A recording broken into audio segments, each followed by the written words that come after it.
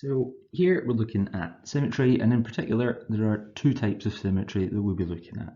So we'll be looking at line symmetry, which is one that we're probably a lot more familiar with, and we'll be looking at rotational symmetry and see what that is. So we may have seen that one before, but not quite as often. So when we're looking at line symmetry, line symmetry is just the imaginary line that can be drawn where you would fold the shape in half, where both halves match exactly. So taking for example our rectangle, so we can draw on our lines of symmetry. We've got one right up and down the way through the middle, and we've got one horizontal, again, through the middle. And so looking at my rectangle there, it has two lines of symmetry. If I take this equilateral triangle, okay, it actually has three lines of symmetry. So I've got one from each of my vertices straight across to the middle of the other side. And we can see, again, that all of those lines of symmetry actually meet at the same point in the middle of that triangle.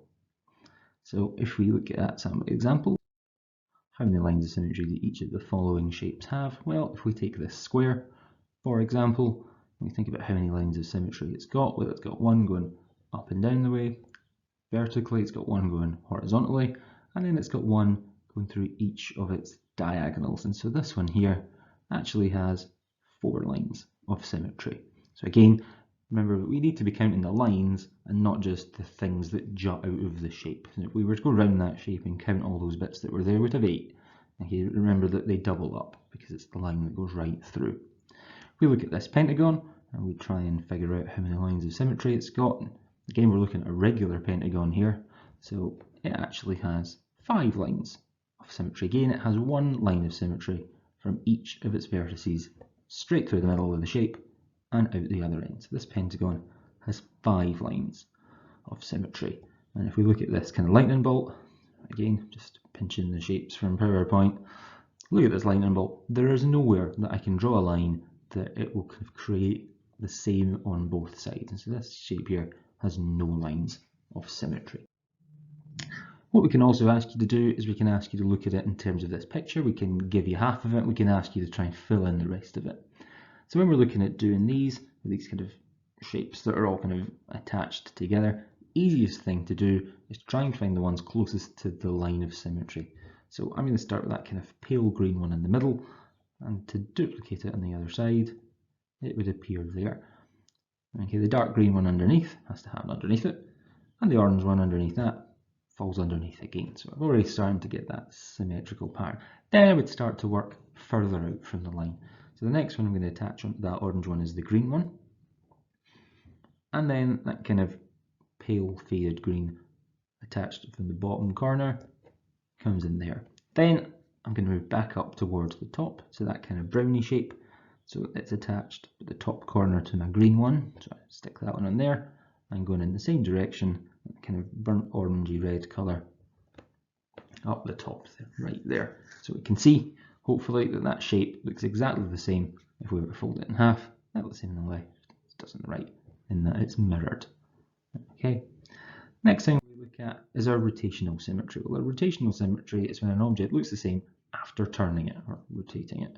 So its order, or degree, as we sometimes refer to it, is the number of times it can be rotated to repeat its image. So what do we mean by that? Well, let's look at this rectangle then. So if we put this little dot up in the top corner, just so we can keep track of how many times we've moved it around, so we know when it gets back to the start. So remember, that dot there isn't part of the shape, it's just there for us to keep track of. So if we rotate it round to there, it doesn't look the same. We can quite clearly see an outline underneath, so we need to keep rotating it around. If we get to that point, it has covered the shape. So far there are 2 ways, and if we go all the way back round before it gets to how it was before. So this shape has order 2, rotational symmetry. When we rotate it, it will look like its shape twice. If we think about this kind of purple sun shape, again, I've got my orange dot in the top, just so that we can keep track of how many times we have rotated it to look the same. So the orange dot, in this instance, not actually part of the shape. That's just for us to keep track of.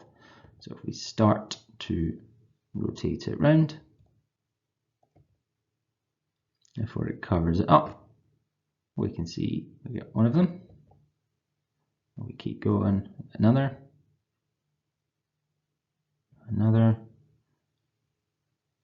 another. Now we can see our counter at the side there, keeping track of how many times it is that this shape is looking the same. Now, whether or not you decide you want to count the order 1, that's when it is the first time, or when it makes its way back here, it doesn't really matter. Okay, but there were 8 times that shape looked like it does just now. So this shape has order 8 rotational symmetry. And finally, if a shape rotates all the way around before looking like its original shape, then it can be said to have rotational symmetry order 1, or sometimes we just refer to that as having no rotational symmetry. So we think of this kind of crescent moon shape, and we try and rotate it around, we end up getting all the way back to the way it was. So this can be one of these shapes that we could refer to as having either order 1 or, in this instance, just no rotational symmetry.